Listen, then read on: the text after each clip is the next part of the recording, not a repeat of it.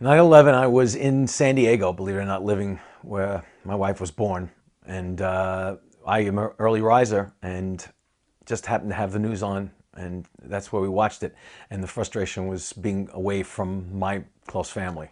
My father's John Romita. I'm actually John Romita, Jr. He's not John Romita, Sr. He's the John Romita.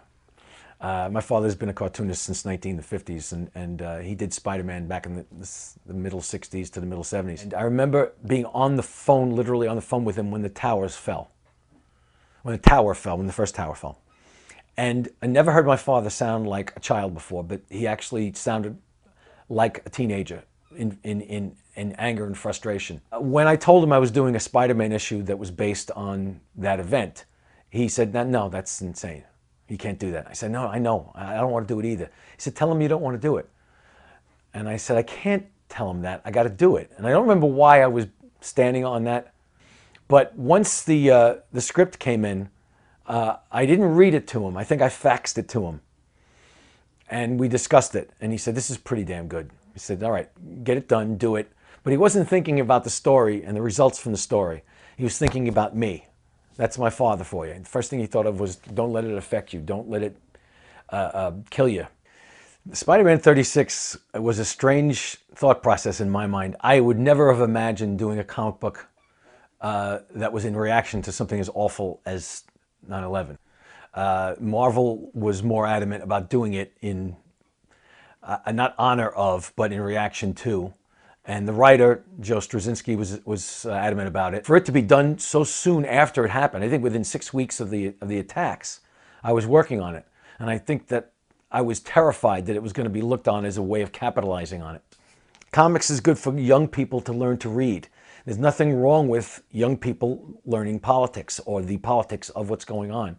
And this was a world-dominated news story. So where I was looking at it as people looking down their noses at comics to begin with, that we were capitalizing on such an awful day.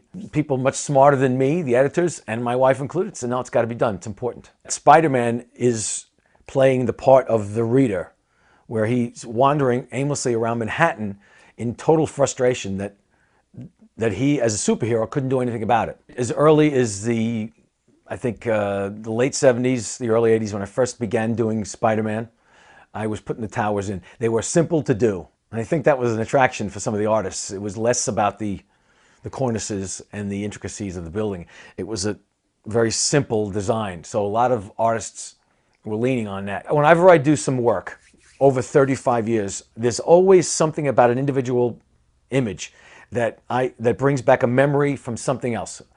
If there's somebody in the room with me and I'm working on a shot, I'm on the phone with somebody, it brings back a specific memory. Nothing in that story, the 9/11 story, brings back any memory of anything connected to it. I don't remember doing it. It became a blur.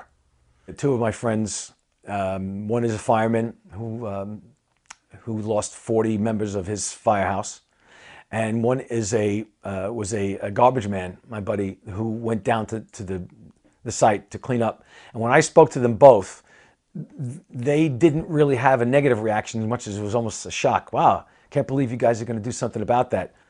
When they looked at it afterwards, they said, wow, this is pretty amazing. So that's the kind of reaction you got from most people, even people that weren't involved.